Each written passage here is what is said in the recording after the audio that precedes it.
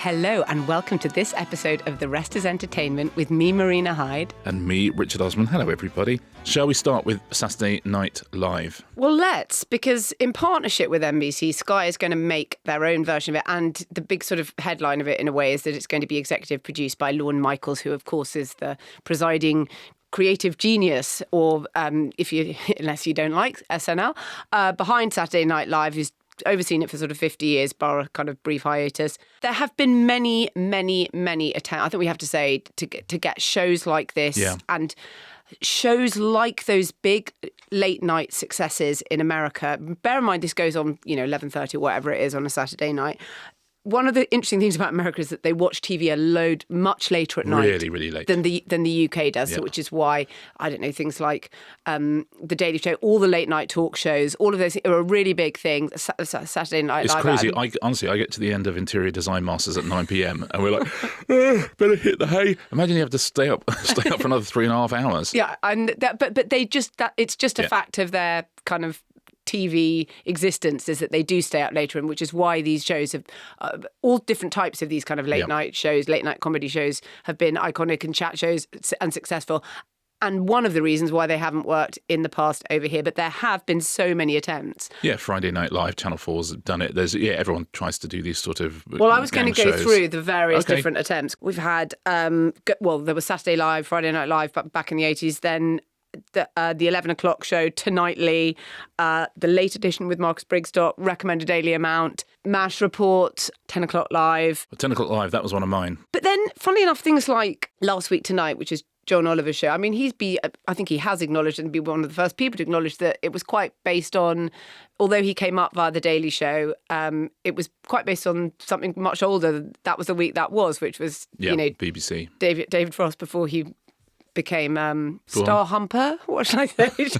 Can we say? Before he became Lord Frost Brexit Minister. That's a different David Frost. That's a different David Frost. But so there have been so many attempts over the years. All of which have failed.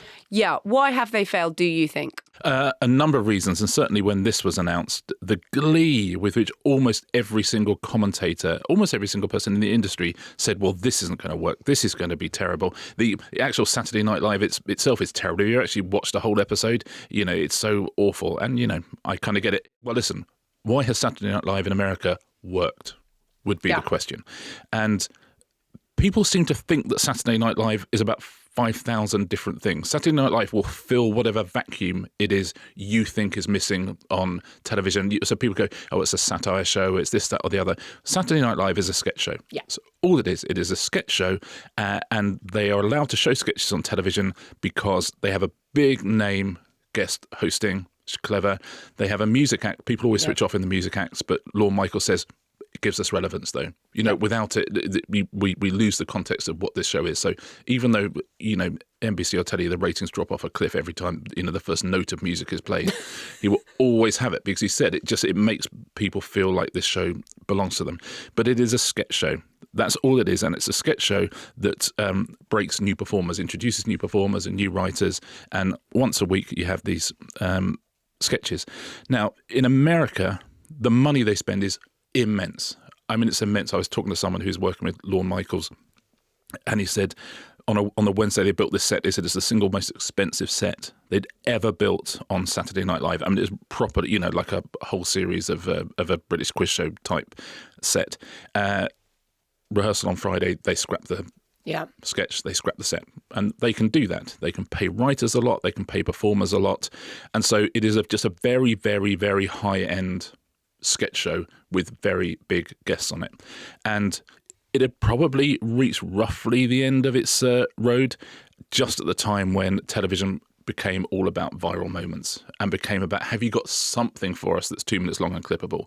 And Saturday Night Live would go, there's something like the last season was, it's something like 3.1 billion views of the clips, which is crazy because it's made for that. Yeah, so that's what it is. And if you're hearing about Saturday Night Live and going, but I've watched it and it's got boring bits, you think, welcome to television. But what it is, it's been this machine for years and years and years, producing stars, producing big spin-offs, and now it is a essentially a clip machine as well, is the thing. And every week it gets in the press because they've got big, guests on it and big music guests. So it's noisy and it provides an awful lot of viral moments. Now, in the UK, we do not have the money to make a show like that. So in America, on Tuesday in the States, all the writers, and there's a lot of them, go in and pitch to Lorne and the other producers. Lorne and the producers go off into a little room, decide the sketches they want for that week, loads more than are going to be shown. Go back to those writers. Those writers then become a producer for a week on that sketch, and they're given incredible resources. And we all know, and they famously kind of sleep in the office and you never really leave. And, and it's just this whole is all-consuming thing. Yeah. Also, can I just say one other thing, which is that they have that is different to us, is that they have this massive tradition of improvised comedy, which is where these, we say they break news, but these people have all done improv in places like Second City, which started in Chicago, but is also in New York, Groundlings, all these kind of nationwide improv troupes. They have a huge tradition, and actually, having worked with American actors on sitcoms, they've all done improv, and they've all done it. Still sometimes do improv nights in LA. They still also, so they're so good at like all the ad-libbing and stuff like that, because that's where they come from. And we don't, as you say, people go into, we've talked about how many times people go into stand-up. So the reason it hasn't really worked over here, despite the fact we're a very funny country and there's lots of talent behind the camera and in front of the camera, is there's not quite enough money. We don't work in the way that they do. There's very few rooms that you would be working the hours they do on Saturday Night Live. That's the thing, though. But they pay them. And as you say, we don't have the improv. We don't have that, but that's another part of this, is the sort of UK commissioning process, where you're always, there'll be a long off season, you're going to get another season. You're kind of, okay, at some point, obviously, they're going to cancel SNL in the States, and that's at some point going to happen. But in general, you're coming back. Your season runs from October till May, which is really, really long. And they kind of always have a couple of repeats within that. But you're doing 22 episodes. It's not like, we're going to do 10 episodes and see how it goes, or even 8 episodes and see how it goes.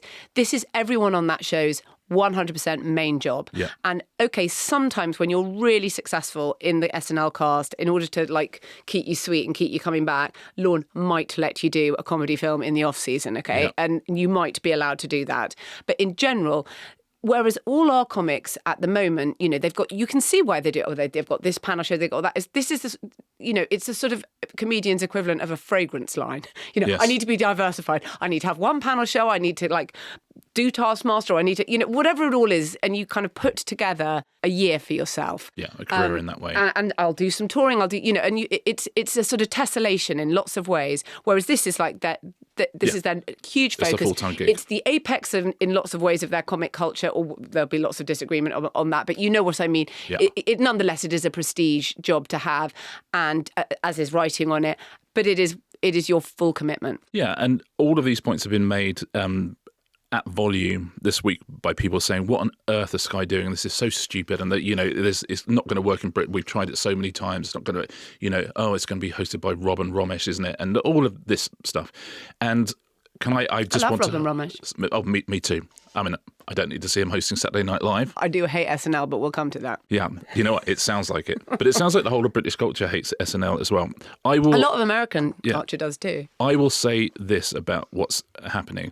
I would say to every single writer, every single TV writer, every single person in the industry, you know what? Why don't we just get behind this one? Because there's not much money left in telly, and the money that is going into drama and it's going into things like this. Sky are spending a lot of money on this, a lot of money, and they're casting new people, they're casting new talent, new comic talent. If you talk to the people who've been approached, it's not the same old faces. It's not as there's a review in The Guardian of Last One Laughing that described the cast as members of the Cats Does Countdown cinematic universe. And by the way, that's an amazing group of people to get for your show, and that was a huge hit for Amazon. I loved it. But Sky are not going to do that. Sky are going to go for newcomers, they're going to go for new writers. And if I can just give a modest proposal as to why this might work. A modest proposal. Yeah. By the way, nothing works. That's the first thing we know in TV. Yeah. But we try anyway. So nothing works, but you've got to do something. Now, on this, firstly, it is Lorne's idea. So Lorne is behind it. Lorne is coming across. That immediately makes some noise. Lorne also for whatever you might think about him, is an amazing talent scout. I was talking to a big comic who had done an interview with Lorne, and he said, look, if you and I were to sit in a room and Pete Davidson was to come in and do an audition for us, we'd be like, huh? He said, but he comes in and Lorne sees him and goes, oh, this is our guy. Right? He's just very, very good at finding people who other people won't find, and he's going to be part of the process of finding the talent for this show. So that, I think, is interesting. The fact that they're skipping a generation and going for younger comics and younger comic voices, this is a group of people, this is a generation who are unbelievably good at giving you 1 minute, 2 minute, 3 minute pieces of content. Yeah, because we've seen them and we see them on all the various platforms. All the time. Yeah. And I would say to anybody in the industry, at the moment, these people are filming that at home. Yeah. Right? All they are is funny, right? Which is all you really, really need to be. But as an industry, here is an opportunity. Lorne Michaels is coming over, and Sky are putting a lot of money behind it that could be spent elsewhere. And there's plenty of people at Sky who think they shouldn't be spending money on comedy, it should be spent elsewhere. It's going on comedy. And every single one of these people that are currently making 1 minute, 2 minute videos at home, they're going to be in a room with writers, new young writers. They're going to be filmed by camera operators. They're going to be in one of our studios. They're going to be using our edit suites. This is a big thing for the comedy community. It's a big thing for the television community. This is a really, really big commission. And it's a commission because it's Lorne and because it's Saturday Night Live. If you or I or anybody at home, any producer were to say, right, I'm going to pitch 12 new young comics and 12 new young writers, okay? It doesn't get off the ground for obvious reasons. It's 12 new young comics, it's 12 new young writers, and it costs an absolute fortune, okay? That would be the dream for all of us. That's what every comedy producer wants to do. Say, let me go out and find that talent, give me an absolute load of money, make a load of noise, spend a lot of marketing money on it. That's what they would love to do. You can't do that. That is what is happening here. That is, if you really, really, if you don't look at the car and the colour of the car, if you look underneath the bonnet, that is what is happening. New young talent, new writers, a load of money being thrown at it and Lorne's name on the top of it. The proviso, of course, is nothing ever works. Of course it won't work, but it just might. And I'll tell you what, either way, I will love to read the oral history of it because although I say I hate SNL, I don't know why. I love reading about it. Yeah, it's amazing. I actually loved that, which I knew no one else would like, or not enough people would like. The Saturday Night, the Jason Reitman film that just came out recently. I loved it. Yeah, I knew I would. But there's a brilliant book called Live from New York. If you ever want to read a great book about SNL, even if you hate it, it's so good, by James Andrew Miller. And it's an oral history of Saturday Night Live. And it is, and he's basically spoke to everyone apart from, rest their souls, the ones who are no longer with us. And even then he had a go. And even then I think he was able to sort of extract things from old interviews. But it's so involving. I absolutely loved it. Curtis Sittenfeld, who is an author I absolutely love. I remember when I was like, oh my God, she's doing a new book and it's called Romantic Comedy. Amazing. And it's like, what? It's set behind the scenes on SNL. It's called something else, but it's basically SNL. Having said that, of course I loved it. Yeah. But also, obviously 30 Rock, which is, they had so many shows. Yeah. That was that freak season where NBC, they have Saturday Night Live, which is obviously coming back. They have 30 Rock, which is a new comedy at the time, but which was one of the great TV comedies and I absolutely love, which is about basically... maybe the best ever. It's so good, which is basically about SNL. And then they also have my guilty favourite hate watch, Studio 60 on the Sunset Strip, which is also basically about SNL. So it is their huge thing in lots and lots of ways. I often feel, satire isn't a format, and I do sometimes feel it's a bit like their off-brand version of football or whatever. Hi, we've also got a version of football. The rest of the world's got a version of football, which we like much more. And so, why are you calling baseball the World Series? Because, that it's sort of that thing. But I totally agree with you that all those young people you see all the time just doing absolutely lo-fi but brilliantly, genuinely really funny small pieces of thing. Why not? Why not try it? And it's great. Skipping a generation is absolutely crucial because nobody's interested in it. Those people can come along and play whoever. I play Rachel Reeves. I don't even know what I'm saying. This is the problem with the show. That's the thing. People kind of... There's a lot of the people talking about it are under the impression it is a satirical show. And it sort of is. They'll do cold opens about Donald Trump. But it's funniest when it's just sketches about people. Yeah, it's much better when and funny things happening. Yeah. And there's got to be a room for that. And I know, Channel 4 are bringing back Mitchell and Webb, and sketch comedy should be on its way back, is the truth. We know that it's expensive, but there are now different ways of kind of monetizing things. But sketch comedy is made for our times because of the virality. This show, which everyone will slag off after 3 minutes, everybody will slag it off because it's sort of, and it's not a jealousy, but it's everyone likes to think, I wish they would give me the reins of a show like this. I'd show them what to do. And you wouldn't. I mean, oh my God, I would hate the reins of a show like this. They're hard to make, but after 3 minutes, everyone will sag it off. All you've got to do on this show, James Longman... I was about to say, James Longman's going to be the showrunner, probably. James Longman and Susie Aplin are going to be the showrunners and will be very, very good at it. See, they're from a generation who knows how to make television, and, you know, they're going to bring on a generation who has not made television, which I think is a good combination. James Longman is an interesting one. He's worked on loads of big British shows, but then went over to the States to work on... James Corden's The Late Show, and sort of is one of those very few people who can do American ambition and British sensibility, which is very, very hard to do, and it's going to be absolutely key to this Saturday Night Live as well. But, you know, would go over there, writers love him, you know, performers love him, so you sort of couldn't but things pick like a better person. Carpool Karaoke talk about something that just like can come, one viral thing can define a show. Not that was all that show was about, but that particular thing where every single week that went viral. Exactly. But if you're James or Susie, the one thing they know, they've got an hour each week, which is a shop window for comedy. There will be so much noise around that show and so much static around that show of people telling them it's going to fail, or people saying, why have you chosen that person? Why have you done that? This sketch was terrible. They just have to sit there and think, no, I've got an hour each week to showcase really, really interesting people, to give some money to some really, really interesting people. And you know what? In the perfect format for our times. In the perfect format for our times. If one thing on that show goes viral, that's it. It's a hit. If there's one thing that suddenly is getting millions upon millions upon millions of views, if there's one character who really comes off, if there's one sketch that kind of captures the times, that's the biggest deal. And it's not going to be, oh, look, they've got someone playing Keir Starmer doing a joke about it. I mean, forget all that. That's sort of meaningless. What it is a new generation of young talent. This might be the final opportunity. I wouldn't be surprised if it is. It might be the final opportunity for television, traditional television, to dip its hand into its pocket and give a huge amount of money to the next generation of comic talent. I think it might be the last time that happens, and it happens because of a man in his 80s, Lorne Michaels, and a show which people widely deride, Saturday Night Live.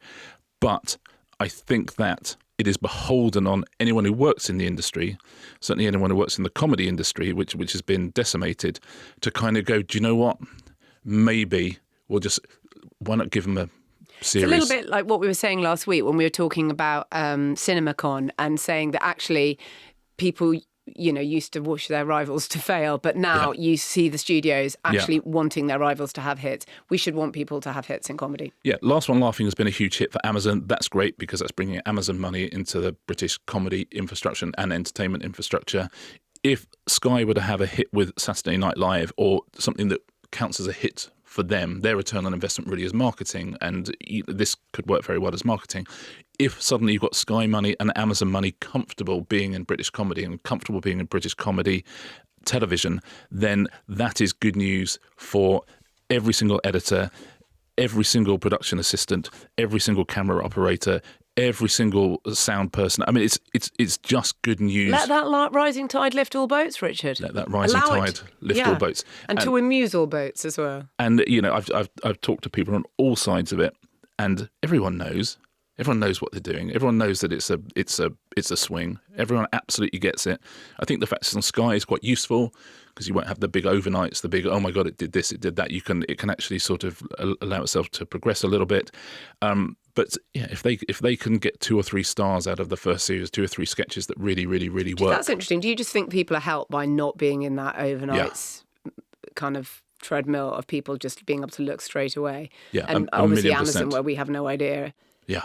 Well, we talked last week about Black Mirror, and one of the key things about Annabelle and Charlie going to Netflix is they understood that there weren't overnight ratings, and so actually they could build Such something. A tyranny. Yeah, but it is a tyranny, and it's slightly disappeared now because of the way that TV works. But for years, it's absolutely the tyranny. For Sky's TV really, and Sky's spend is marketing spend. You know, Sky want you to subscribe to things. That's their business. And if you can make a noise on that channel, then that's good enough for Sky. And I don't mean that in a cynical way at all. That's that's their business. And as a producer, great. If you've got marketing money to give me, I will gladly take it. But yeah, it puts much less pressure. Whereas on the PSBs, they've got to basically make the top tens. I mean, if you look all at, the time, you're trying to make the top 10. If you look at A League of Their Own, if you actually look at the viewing numbers for A League of Their Own, you wouldn't even it's not nothing, but it doesn't compare to terrestrial comedy. However, It's got big names on it. Every time it's on, you'll sort of watch a few minutes. It has viral moments. It's really well made. And that for Sky is what they want. They want something that says there is quality stuff on Sky. There's people on Sky doing interesting, funny things. So it's an entirely different metric. And the success or failure of SNL on Sky will be entirely a different matter than the success or failure of it on ITV or Channel 4 or the BBC. I've never wanted anything to succeed more now. Oh, that's good. I've never wanted anything That's good. Let's do this. Yeah. And of course, because it's Sky and because it's Lorne, you can have all this new talent because you'll have huge stars in the middle of it hosting it. You'll have big music acts. You'll have big names from Hollywood or from wherever it is. So you will have that noisiness. And the cameos in the sketches. The sketches. But the engine room is new talent doing new things to a new audience with money they've never seen before. Please capture everything for the oral history and potentially even a backstage documentary. You don't have to shoot, you just retain the footage because I will want to read about it at some point. Should we go to a break and then talk about another success story for British comedy and British theatre? We talk about Mischief Theatre, and we'll also talk about Universal Studios Bedfordshire. Yes, please. That's not what they're going to brand it as, I don't think. It's not like, the Universal tour in Hollywood. Universal Studios Bedfordshire. This episode is brought to you by Sky, where you can watch the highly anticipated second season of the award-winning The Last of Us. Richard, I am very excited that The Last of Us is back on our screens. I watched the entire first series. It was emotional. It was bleak. It was brilliant TV. It follows Joel, played by Pedro Pascal, who is tasked with escorting Ellie, played by Bella Ramsey, who's a teenage girl. She's immune to a deadly infection, and he has to transport her across a post-apocalyptic America in which they face these infected clickers and much more. And season 2, I think, picks up 5 years later. They're living in a community of survivors. Time jump. Time jump. It's probably 5 years since they filmed the first one. So it's fair enough, isn't it? Now, from what I hear, my nerves, the second season sounds like it's going to be even more intense. There's conflict brewing everywhere, not just on the outside with the infected and all the different factions among them, but inside between Joel and Ellie too. Yes, if you're into emotional gut punches, high-stakes world building and brilliant performances, this show is for you. Watch the brand new series of the award-winning The Last of Us, available on Sky now. Now, Marina, I'm absolutely going to hand this bit over to you, the Mischief Theatre Company. I really want to talk about this because, first of all, their new play, the comedy about spies, opens at the Noel Coward Theatre in the West End. I think it started with previews last night and it's sort of opens very soon. It's a sort of 1960s spy caper, and it's the latest production by Mischief Theatre. Now, they are an amazing British entertainment story, and I just find how they've built it and how quickly, really incredible. They're famous for The Play That Goes Wrong. It is sort of a country house murder played as farce, but it plays about with, there's lots of pratfalls and just funny physical comedy. Yeah, and it's a sort of meta thing because you see the technicians accidentally on stage. There's elements of noises off, all of those sort of things, backstage, front stage stuff. Yeah, it's a riot, which has been huge. It's been huge around the world, right? The Play That Goes Wrong. Absolutely. And now we'll come to that. But their origin story is they basically start as a group of students at LAMDA, the London Drama School, when they're still students, and it's a sort of improv company. Some of them left afterwards and a few others joined. 3 of that company, Henry Shields, Jonathan Sayer and Henry Lewis, write their first version of The Play That Goes Wrong. Then they put it on above a pub, which is the Old Red Lion in Islington, in 2012. Okay, obviously they don't have any necessarily great expectations, and it's short, but it does very well above the pub. Around the whole country, there's people doing that sort of thing all the time. Yeah, people getting together and we're going to do our first thing. We're going to put this together, and most of them we don't hear from again. It was just a load of fun, and we'll go on and work for Goldman Sachs. Yeah.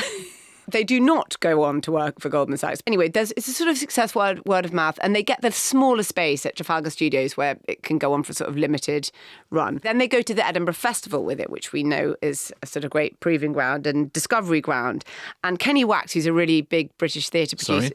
Kenny Wax, who is a Kenny Wax. Kenny Wax is a brilliant name. I love Kenny it. Wax. Yeah, He put it in sounds one of your he books. sounds like a Detroit DJ from the early 90s. 100%. Yeah. But anyway, and so those kind of injections of interest and cash, they are able to get a second act together, and they do a 6-month tour of it in 2014. So this is basically barely a decade ago. Because the tour is successful, you know, around the regions. Can I say, everyone I know who's been to see the play that goes wrong by themselves, with family, whatever, comes out and just goes, that was unbelievable. That was so funny. Okay, I'm going to get onto that, because then 9max Theatres come and it goes on at the Duchess in the West End, and they're supposed to be a 12-week run. They don't think they're going to make it, but anyway, they're very excited to be there. 10 years later, it is still on in the West End. There are replica productions of this all over the world. There's one on right now, even in Ukraine. 5 million people have bought tickets for Mischief shows. But as I say, this didn't really sort of meaningfully exist, not much more than a decade ago. The play that goes right, more like. Yeah, they go to Broadway with it. And they kind of just work for the whole of their 6 months visas. And then it runs for another 18 months on Broadway. Wow. And then it moves to off-Broadway, where it is still going. No way. Yes. Then they have all these other spin-off shows, like Grown-Ups, other types of Goes Wrong, Magic Goes Wrong, Peter Pan Goes Wrong. They have a TV show on the BBC that was a hit for 2 seasons. First of all, it is, as I say, that is an extraordinary success. It's really amazing that kind of basically from being very young, some people just built that up from nowhere. Yeah. It is a sort of celebration of silliness and farce and lots of that type of comedy, which I'm going to come on to in a bit. I do think that they do ask a question which I know you have spent your life asking, but not that many people, fewer than you would think people in the creative industry do ask this question, which is, what would people actually like? And I do, I mean, you know, I know it's not to oversimplify, and it's something that you definitely always ask. And this is a question that they definitely ask. They're now in the position where they're able to do these. I was talking to Henry Shields, who is the sort of lead, but he also wrote Comedy Without Spies, co-wrote it with Henry Lewis. They're able now, because of the massive success of the Goes Wrong brand, to do other things. And the comedy... If they made good money, all of them. Yeah, I mean, yes, because it's been so successful. They're not about that. They're very sort of democratic, but and it's weird. They're like writer performers in the West End, which is also quite weird, let's face it. Right down at next door was, almost next door was Inside Number 9. And so those are two, we obviously know that Riche Smith and Steve Pemberton are writer performers in the West End, but they're not that many. Operation Mincemeat would be another one. Although this one is selling amazingly, a little bit like on Royal Albert Hall show, Richard. Yeah. Funnetized, not monetized. So their set apparently for this one is just a joke. It's it's so expensive. This guy David Farley's done it, and they really want to sort of entertain themselves with this one. It's really kind of complicated. It's directed by a guy called Matthew DiCarlo, who directed them on Broadway, and they really got on with him, so they brought him back. But he understands the way they work, because it is sort of democratic. There are those 3 members I mentioned, but there's also the kind of the core members of Mischief. You know, it's interesting dealing with writer performers. You have to understand how they work as a group. Yeah. And they really care about like keeping, you know, there's 150 tickets for £25 or less at every single performance. They do care about all this sort of stuff. One of the things I think is interesting is that this type of comedy, I feel like the mood has swung a bit back towards, like, you know, a lot of Last One Laughing was just a stupidity, a kind of a stupidity, unpredictability, a kind of a silliness, just an escape. Again, it's the Cats Does Countdown cinematic universe. Yeah, it's it based is entirely on clever stupidity. Someone like Bob Mortimer, who, by the way, has never been out of fashion, there's something about how absolutely massive he is at the moment, and that something in the sort of culture has swung back towards that surreal, escapist, kind of just silly fun that really definitely Last One Laughing caught. And I just think that there's something about Mischief's performances that are like that. You can't leave without thinking, was just a joke. It was really fun. Can I do 2 Richard Osman's absolute sidebars? Yeah, I really want you to. One of which is, we talk a lot about how tough it is to get a break, and it absolutely is, but it's fascinating to see this starts above a pub. 6, the musical, starts in a tiny room. Yeah. Operation Mincemeat, the musical, starts in a tiny room. 3 groups of people who had never done anything before, had never had a hit before, and 3 absolute worldwide smashes. You know, lots of people spending lots of money trying to get worldwide smashes, and these were just 3 groups of friends who thought, oh, this would be a fun thing to do. Why don't we give this a go? And through sheer talent have made their way to worldwide stardom. In incredibly short spaces of time, really. I mean, this to build something that big in that length of time, and there must have been times when they felt like, oh my God, this is taking a long time, but it's not. I do think it's also sort of emblematic of the roaring success of the West End at the moment. You know, as we've said before on this, there's no dark theatres. It's doing so much better than Broadway. Everything is so much better. Things have become, for various reasons, everything from sort of union stuff to trouble with different audiences and getting people back off the pandemic. Everything is so expensive in Broadway. And this is why so many American shows are starting over here all the time. We've talked about that before, but also why so expensive, our shows are going expensive to make. Oh my God. It's so expensive to make any money on Broadway. Yeah. And you see these kind of and they do publish their box offices. And so you see the headline stuff and you see like, oh my, you know, Good Night and Good Luck took something like, I can't remember what it was, $3 million in a week or whatever it was. It's very, very hard to make money. And the West End is one part of our culture that is in such unbelievable health at the moment. And people are trying to bring down prices. The Jamie Lloyd Much Ado About Nothing has got lots of cheaper tickets, and as you say, the Mischief people doing cheaper tickets because you have to do it because it is insanely expensive, the theatre, and I understand why it is, but you know, it's because almost all theatre loses money. I get it. So, you know, it'd be nice if it was cheaper. Well done to everyone trying to get that. It'd be nice if there was more legroom. I'll say that. That's my big theatre gripe. I mean, listen, that's more important to me than it is to some people. Just create the Richard Osman Memorial seat in every theatre and make people say that actual height whilst booking. I'm not sure I like the sound of memorial seat. Okay, not memorial. You're right. It's not celebration. It's not a bench. Just put a bench there. Yeah, he loved to sit here. and look at the view. He loved this view. And it's facing away from the stage. This was a man who hated theatre. My other sidebar was going to be Henry Lewis. If anybody watches the ITV daytime quiz Ridiculous, which is all riddles and things like that, he is the sidekick, the Richard Osman figure on that, and seems to enjoy himself a great deal doing it too. I love both those Henrys, and I love all of them. I think they're really it's a brilliant success story. And you know, as I say, the comedy about spies opens at the Noel Coward, but it's in preview right now. On the basis of everything of theirs I've seen, you will not leave the theatre sad.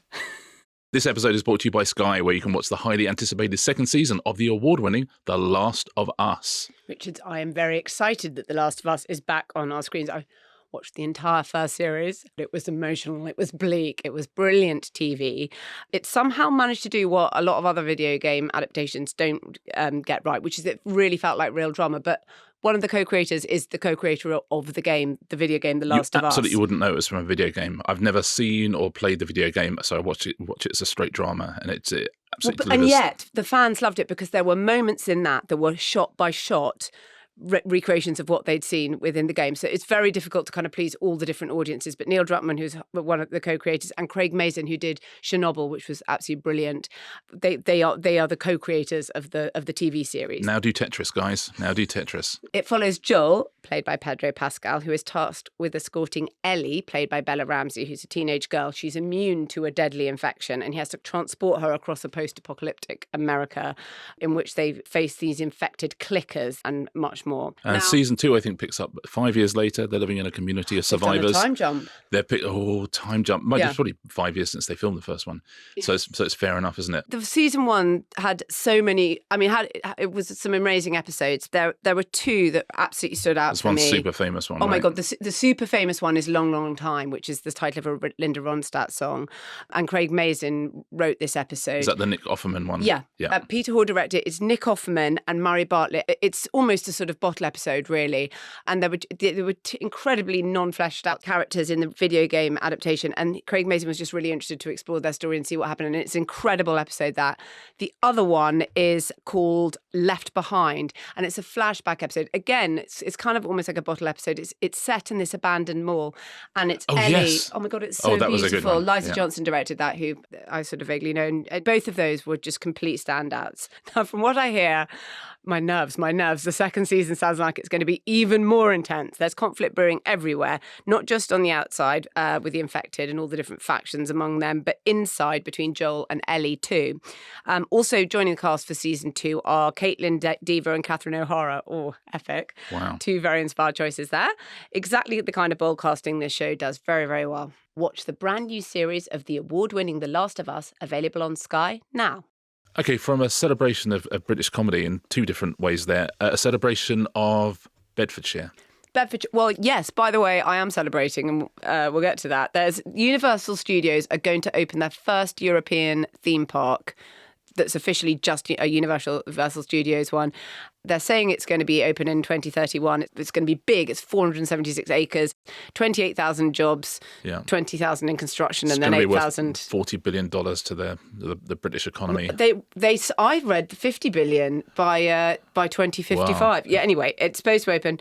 First of all, can I just say, I can't believe it's not been blocked, because we block everything. Oh yeah, we block everything.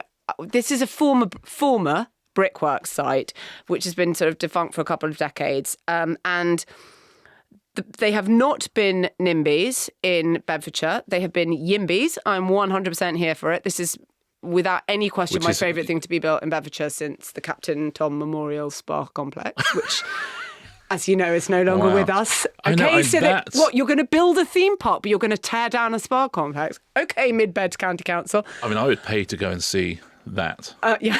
Oh, yeah. I mean, absolutely. They should actually build the Captain Tom Spa complex on the corner of the park. You've got 476 acres. There must be room. Yeah. Every single thing, all of it, the whole thing just, lovingly recreated. And Hannah Ingram has to live there. Yeah. So you can have it.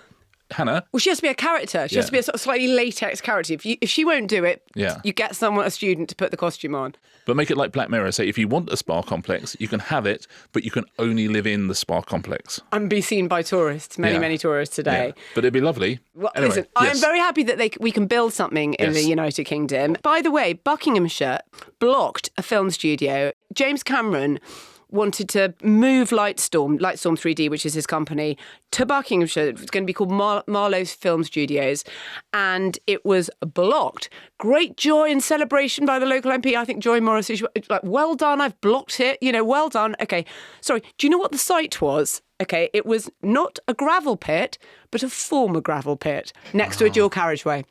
Amazing. Well done, Buckinghamshire. Okay, there's it's Greenbelt. Sorry, it's a disused quarry. It's not green. Anyway.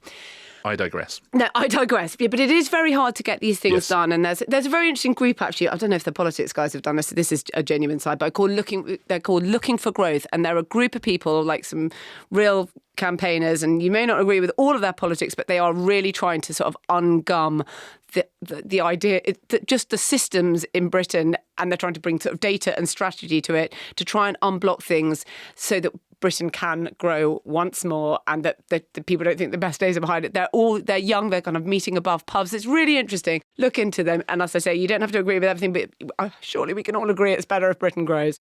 Anyway, somehow Universal Studios, with or without Looking for Growth, managed to get planning for this thing, which, hooray. It'll obviously use a lot of British steel, Richard, which I don't need to tell you. Yeah. It's great not to have to sell that tariffed into anywhere else, or indeed, but remember, parks are huge money spinners. Absolutely huge money spinners. Also, they're awesome. I mean, I don't like them. I would. Oh my God, I love them. Gladly go through the rest of my life and never go to a theme park. It has zero. And as soon as I see a queue, I'm not. No thanks. It is not for me. I think you could get a special wristband. Yeah, like when John Cleese was in the Bond movies. I'm not interested in queues. That was one of your absolute best. That was a long walk for a small biscuit, wasn't it?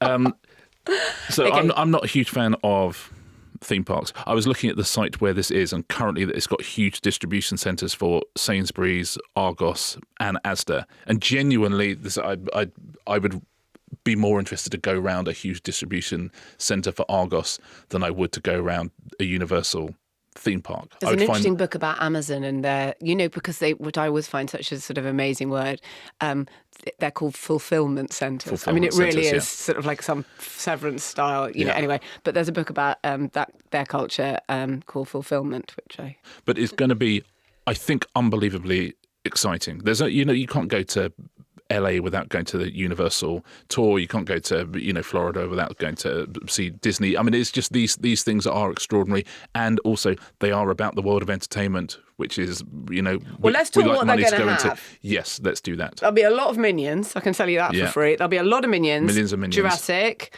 Paddington. You can license other studios. So it doesn't have to all be Universal, but they're obviously not going to have any Harry Potter, because Harry Potter, the studio tour is not far away. I would say about 30 or 40 miles. But anyway, I genuinely think that when the TV series starts, and having, I've spent a lot of my time out at Leavesden in general, and it's every time you go, by the way, they've doubled the size of it. It's just a former aerodrome, and can constantly build. I think they will build a Harry Potter theme park there that will tie in with the studio tour for definite. Because once this TV, if you're spending all this money and you've got this, why wouldn't you? You can put it all together. It's absolutely their lead title. So they don't have any Harry Potter stuff at this year because they won't license. Because in Hollywood they do. The Hollywood Universal Studios has got a huge Wizarding World. But I think they won't do that here. Fast and Furious, oh my God, take me to any form of Vin Diesel ride. I will cry with laughter. I'll enjoy it. So, I mean, I will love this. So Bond, I think they've got even Lord of the Rings, even though those are both Amazon, Bezos has yet to get into the theme park business, but don't rule nothing out for the Everything Corporation. So it's going to be. I think it will be extraordinary. I just want to tell the story, if you don't know the story, just in brief, of what happened. Obviously one of the most famous ventures into Europe to do one of these parks is the birth of Euro Disney. Yeah. Michael Eisner is the chief executive of Disney at the time, and he's obviously the mega money person. He's in charge of the whole thing, but he does also really, really care about the sort of chorus in, I don't know, Aladdin, in the second, or the bridge of the second one of the songs. So he really minds about all these sort of details. But anyway, they agree to do Euro Disney, and the French, of course, think they're very, very classy, and they don't love it. So when it's on he does some appearance at the Paris Bourse, the stock exchange, and he gets pelted with eggs. Uncle Scrooge go home. That's such a sort of, he's like, okay, it's not really Scrooge. I mean, I know there is Uncle Scrooge, but it's not really a Disney property. Anyway, you slightly got it wrong, France, but doesn't matter. Disney become very paranoid because they feel like you can't build fiberglass. All of the castles and all our other parks are just built of fiberglass because they're just like out in the sort of weeds of America. Yeah. But here they're like, oh my God, they're surrounded by like real castles. So we have to find actual pink stone to build Sleeping Beauty's castle. We can't just do some sort of kitsch rendition of it. It goes so massively over budget. Eisner is freaking out the whole time. But anyway, eventually the park, after masses and masses of problems, does open.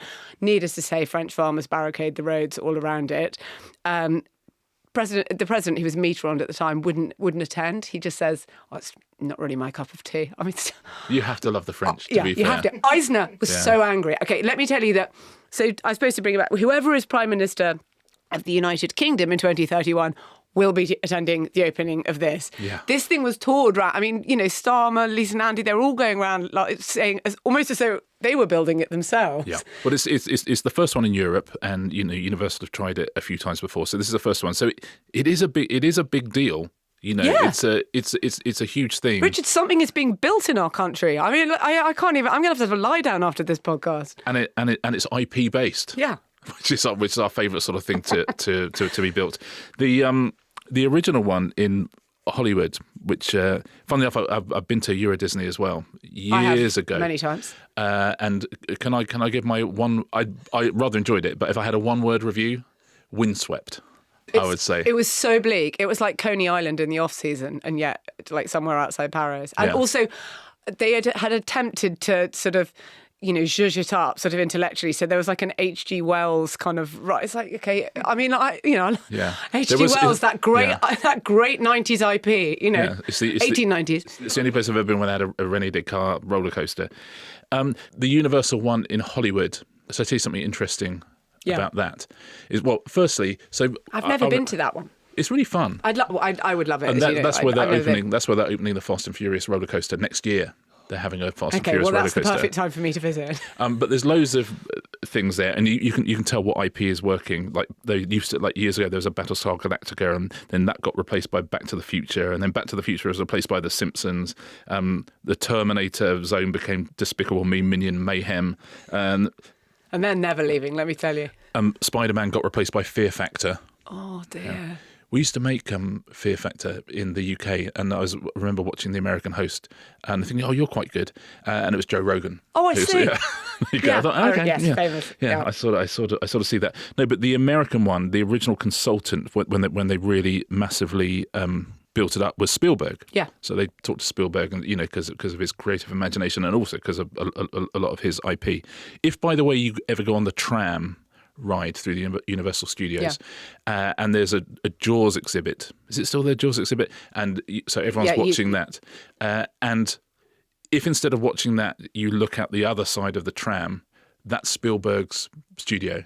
That's Spielberg's offices in a really, really cool building there. And he says it's literally couldn't be more in the centre of the park. But he said no one ever looks at my offices because they're all looking at I put a bloody great shot coming out of the water right opposite. It's clever, isn't it? Just, wow. He just understands drawing the eye. Doesn't he just? But when he did the deal to be that consultant, he is still on 2% of all theme park revenue in Florida, Singapore and Japan. Does that include churros? Because if it does... It includes concessions, which are the food places and things like that. So he is on that.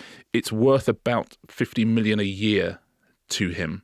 And so they recently tried to buy him out and give him a lifetime deal. And they think that the deal that he would have to do to sell them that right would be $1 billion for his stake in the Universal theme parks. That's not bad going, is it? Can I just say well done, Bedfordshire? One more time? Yeah. Well done. But also, because Spielberg's movies have to go to Universal, it means we get a Thursday Motor Club ride at Bedfordshire. It'd be perfect, wouldn't it? Oh my God, I would love a Thursday Motor Club ride. Which is like quite sedate. And absolutely. It doesn't go. I like the slow ones. Yeah, it's essentially the teacups ride, but it's just teacups filled with tea. What's the opposite of Fast and Furious? Slow and agreeable. But I do genuinely like you said at the start. It's pretty impressive. And I'm sure people who live nearby would have a different view on this. No, it's impressive. They've consulted with residents and local businesses all the way through. That's why they've been absolutely meticulous about trying to do this for a long time, and that's why it's been approved. And lots of people are very, very happy about what it will bring to an area that needs this. We are full of good news this week. I am, which is rather lovely, isn't it? So that's opening 2031. They reckon. Well, currently. Have you got any recommendations? Yes, I'm absolutely talking of the Universal Studios tour, The Studio on Apple, which is the Seth Rogen show where he plays the head of a studio. The first 4 episodes, I think, have dropped. If you like movies, genuinely, I think it's magnificent. Yeah, it is absolutely so good. When we talk about, cinema being in, disrepair and it being difficult, you think, but of course, because every week there's an extraordinary piece of television coming out. Yeah. Every week we've got the thing, we used to have films. Now, if you can watch something like The Studio every week, it's no wonder people don't go to the cinema unless you put TV in the cinema. It's really funny. It's sort of quite stressful in some ways, and it's cute because he's a studio boss and his Seth Rogen, and his boss is Bryan Cranston, who is all about the bottom line. But Seth Rogen really came into movies because he's a cineast and he loves films, and what he really wants to do is, turn the studio into something that makes proper old-fashioned films. And he is, and as he says, now I ruin them. Yes, exactly. Without any spoilers, he is thwarted in that ambition at every turn. I think it's really, really, really great. Especially, I know lots of people who listen to this are movie fans. If you're a movie fan, absolutely, you will love this, I think. Speaking of movie fans, we have got a very special, I think, double episode of our members' bonus episodes coming up, which is about the Island of Dr. Moreau, one of the most troubled productions of all time, and the whole story behind that. Which is absolutely crazy. It's unbelievable. The first part of that will come out on Friday. So if you want to sign up, it's therestentertainment.com. Otherwise, we have our questions and answers edition on Thursday. The rest is entertainment at goalhanger.com. Please send us your great questions. And I think that is about us for the day. Yeah, that was loads of fun. That was so much fun. See you on Thursday. See you on Thursday.